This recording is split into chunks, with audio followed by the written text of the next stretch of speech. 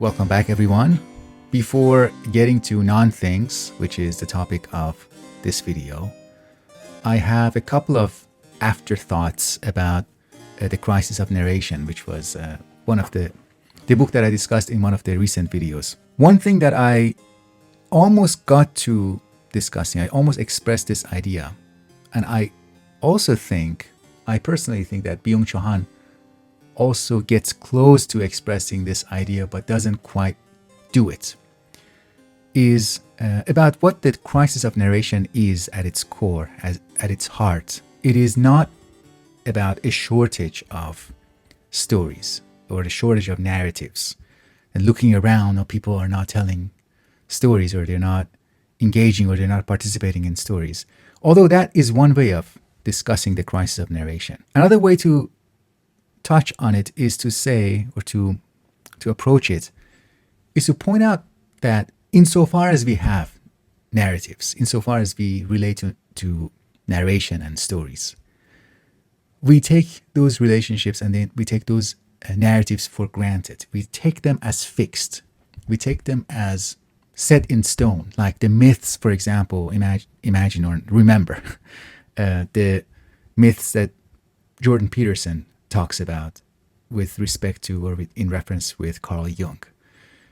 The way thinkers or writers like that approach myths, they see them as immutable, unchangeable, unchanging. The crisis of narration is really about our inability to be able to revolutionize and transform stories, to retell, to revise and retell, because it is really in the ability to retell a story that we have an active engagement, an active relationship with narration and narratives. When narratives become things that are fixed, that we either tell them or don't tell them, that becomes a relationship that is actually exhausting. It can exhaust us if you can either consume more of these marketing narratives or not, or stop it. It's maybe one of the sources of our burnout, that our relationship with stories, our relationship with narratives and narration, is the relationship of a consumer and consumer goods or products. That was one. There was another thing that I wanted to touch on related to the crisis of narration, and that is the other side of the person telling a story, the person telling or retelling or revising a story. There's another side that Byung-Chul Han actually touches on, and I forgot. This was the shortcoming of my presentation. And I was reminded of this, the role of the listener, the audience, and the crisis of narration being really, to a large extent, or maybe most of it, is the crisis of an audience that is not there anymore. The kind of listener that is not there. The kind of listener that doesn't encourage this more active relationship, more considered, thoughtful, contemplative relationship with narratives.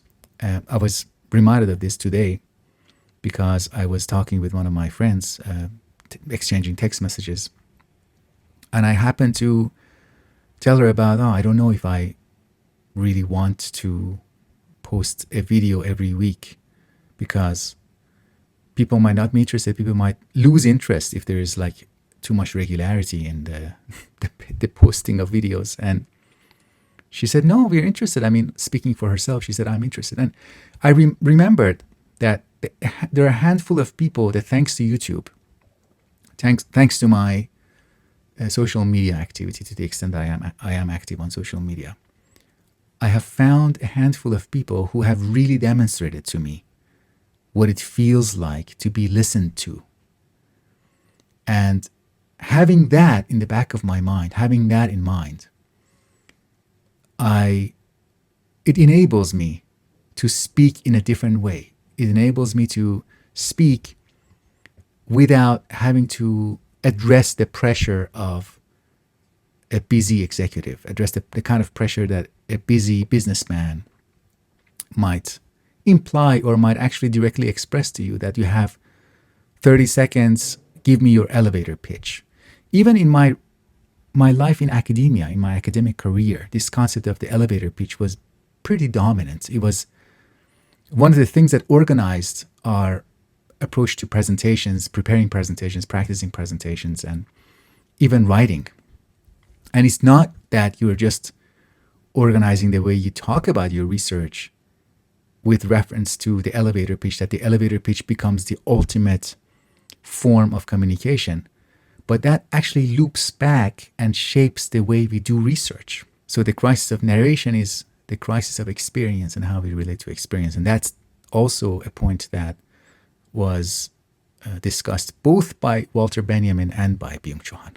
Okay, so those were two afterthoughts about the crisis of narration. Here I'm talking about non-things, Upheaval in the Lifeworld.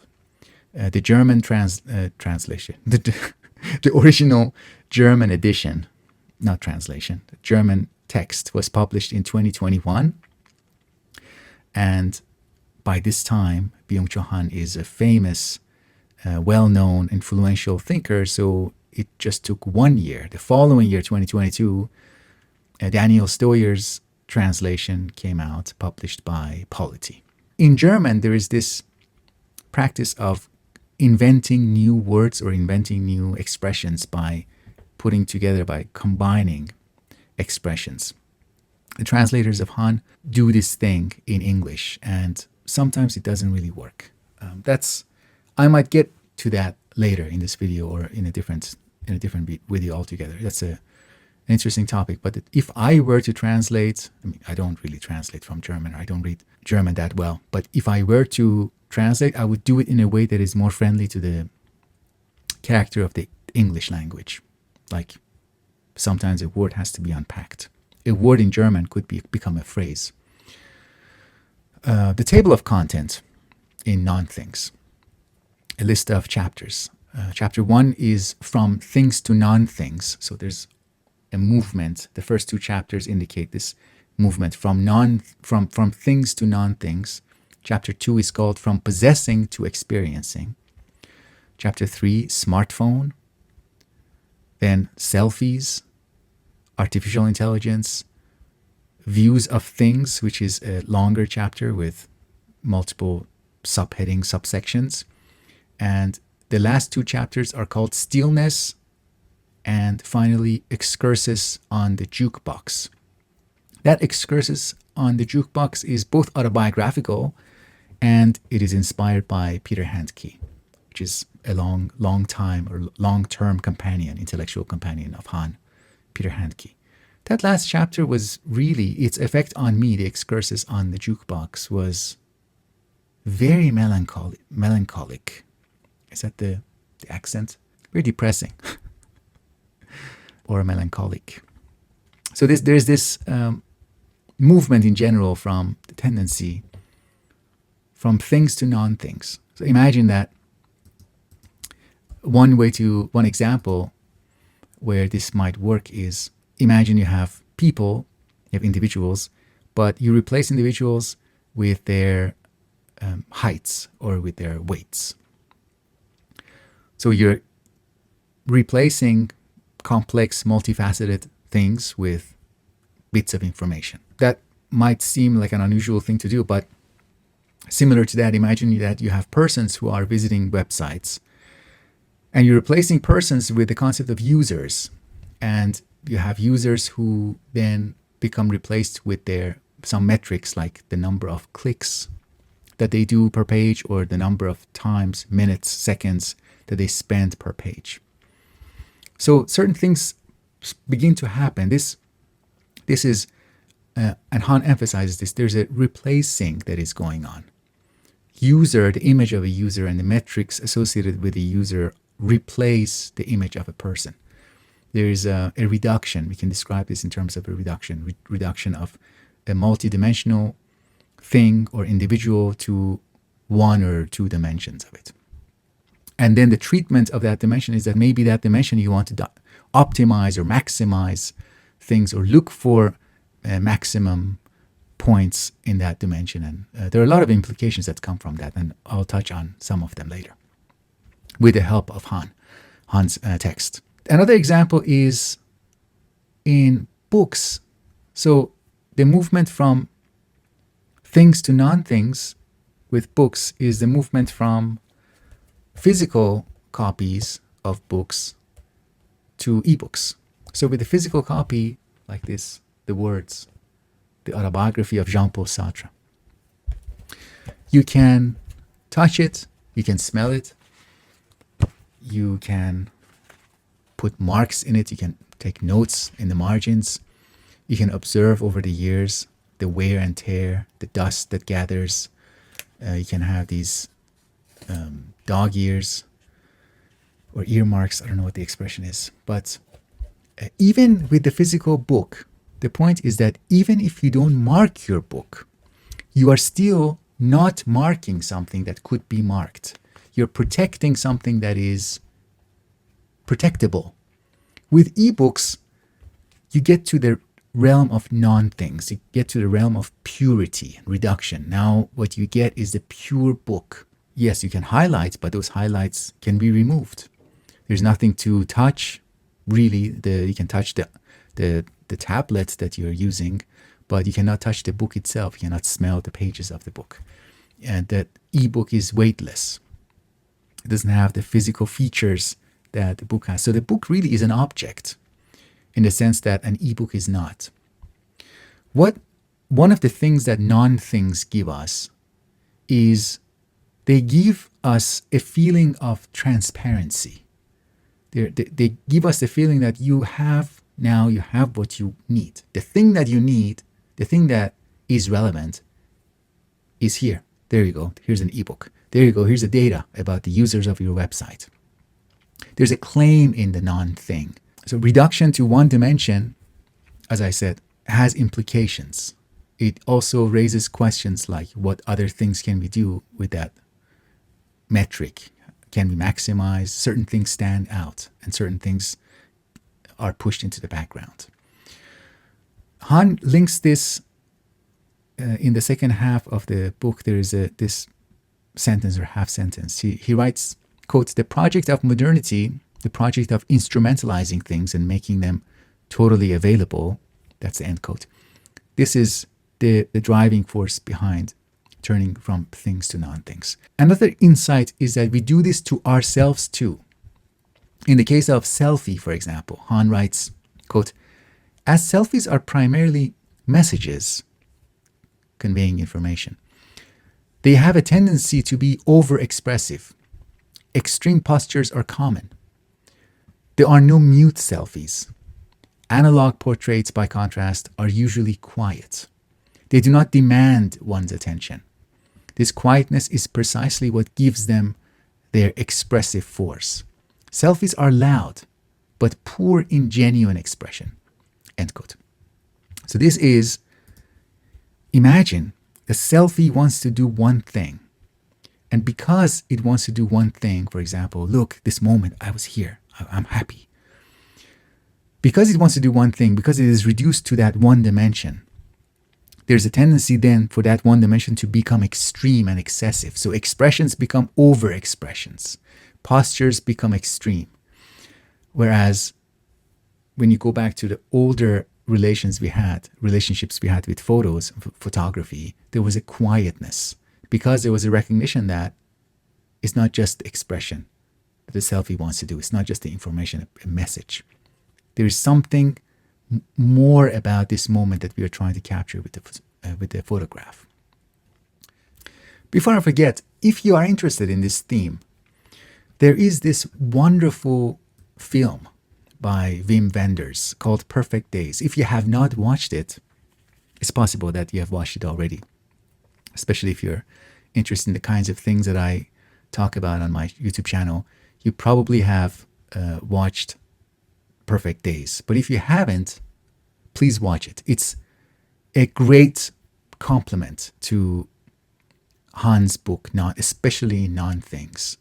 There's a character in this film, and watching the film makes you see how this person's life is so full of things.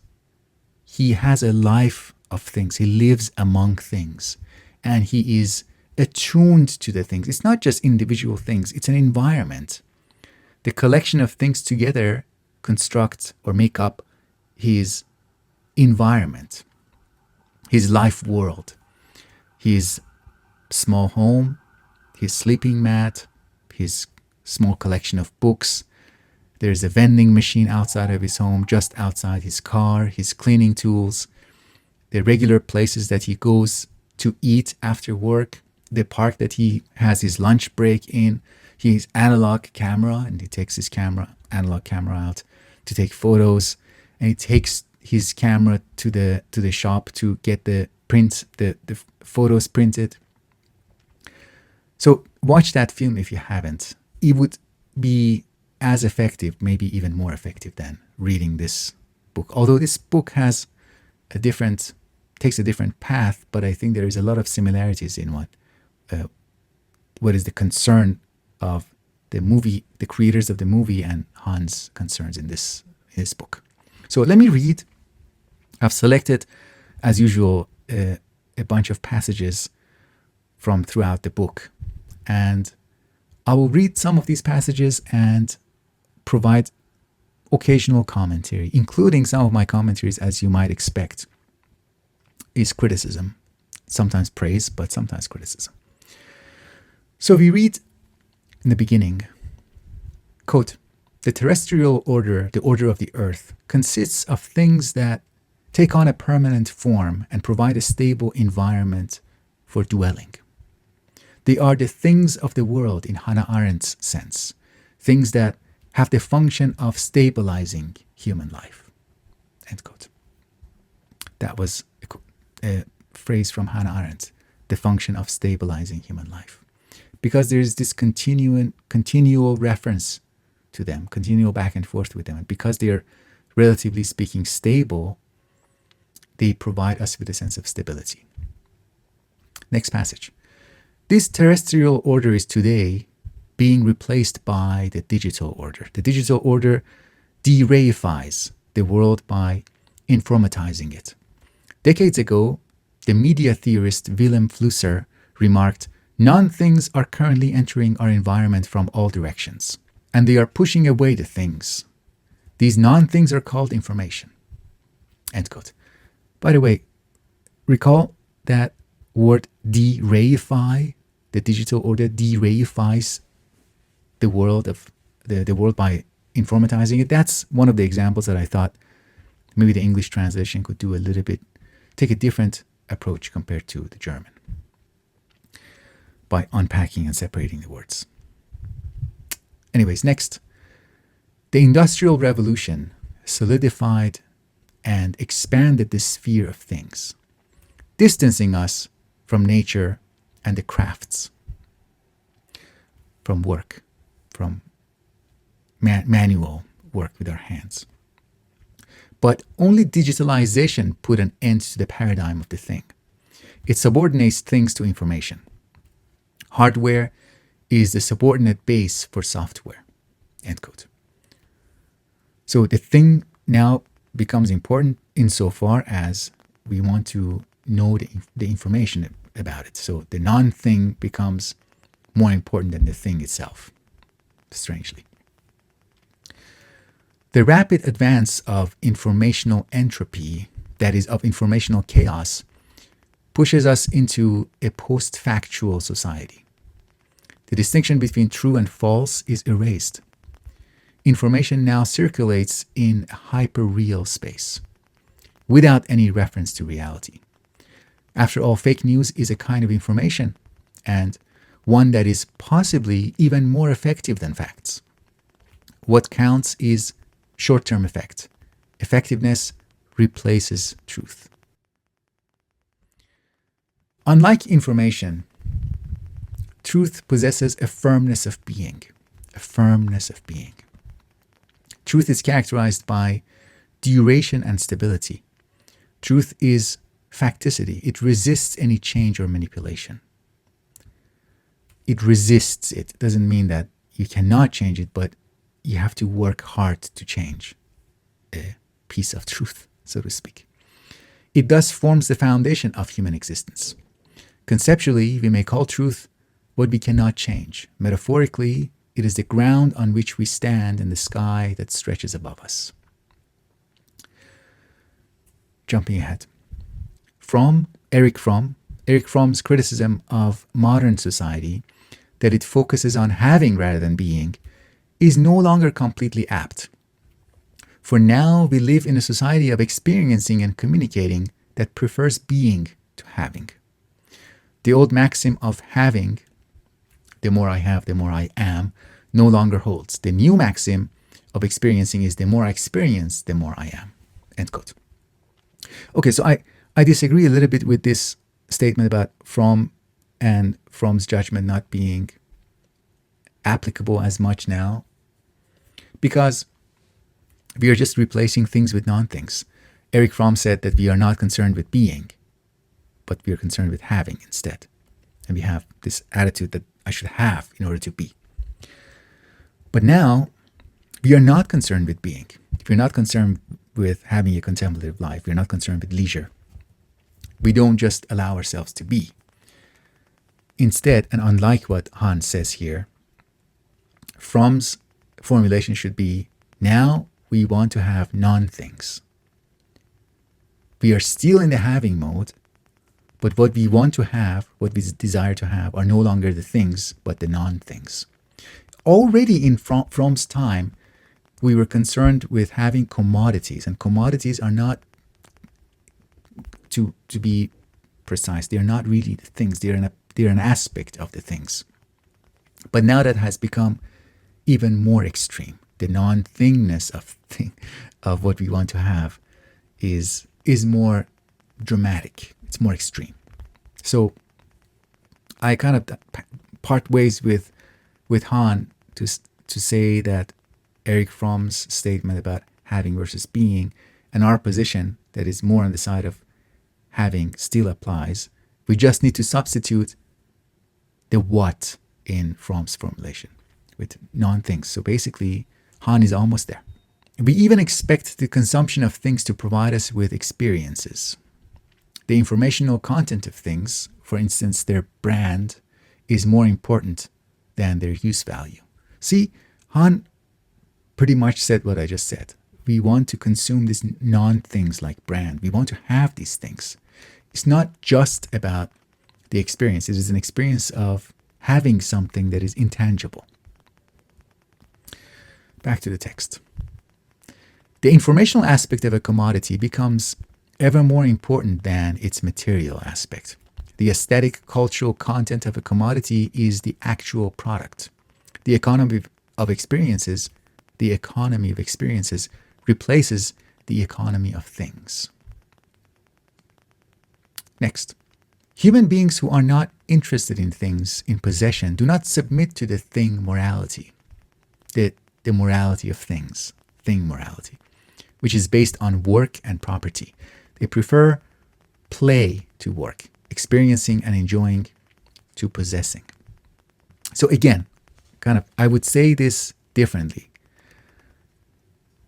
Han uses the dichotomy of working and possessing, and we don't longer have those things. We are in the domain of play now. We have lost work and property. We have gained instead play, non-seriousness, like a kind of inconsequentiality. But we work now with non-things. We possess non-things. We even play with non-things. Jonathan Haidt discusses that in his Anxious Generation. He says that play with actual things in the physical space is very different, because in the physical space you can come up and can update, you can change, play with the rules, not just with the items that you're playing with. But in the digital domain, play is very constrained, and the constraints and the rules of digital play are fixed, they're immutable. And that has a lot of cognitive implications. So this dichotomy that Han is talking about, that we are moving from work to play, from possessing to experiencing, doesn't really hold. He should instead, I think, and we as his readers, we should really stay with that dichotomy of non-things and things, and apply that dichotomy to the domain of work, to the domain of possessing, to the domain of play. Every one of those domains has that dichotomy potentially inside it. It's not that non-things are playful or we play with them, but with work we have things, or with possessing. Okay, back to reading. The world consists of things as objects. The word object is derived from the Latin verb obicere, which means set against, throw against, or oppose. There's also this English alternate meaning, object, to make an objection. The word object also is connected to that. Anyways, the negativity of resistance is inherent in it. An object is something that turns against me, that opposes and resists me. Digital objects lack the negativity of obicere. I do not experience them as resistance. The smartphone is smart because it deprives reality of its character as resistance. End quote. Next, our friend Freud shows up. Freud calls a perceptual complex that eludes a representation a thing. One more time. Freud calls a perceptual complex that eludes representation a thing. A thing makes an impression because no attribute can be assigned to it. This impressive singularity, the negativity of the wholly other, is characteristic of the thing. It thus marks a rupture within the symbolic order, that is, within the studium, the stage. Lacan says of the thing, what one finds in the thing, or das Ding, is the true secret. The thing as a blind spot is the opposite of information and transparency. Next, selfies. About selfies, he writes a lot. Actually, there's a chapter called Selfies. Selfies are not made to be kept. They are not a medium of recollection. For this reason, no one makes prints of them. Like all information, selfies are tied to the actual moment. Repetition would be pointless. Selfies are acknowledged only once. Typically, maybe he's right. Selfies are acknowledged only once. After that, their status of being is like that of an answer phone message to which one has already listened.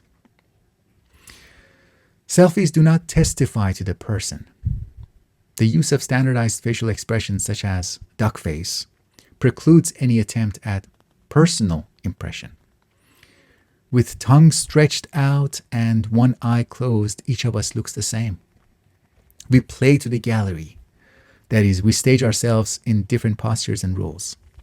The selfie announces the disappearance of the kind of human being who is burdened by destiny and history.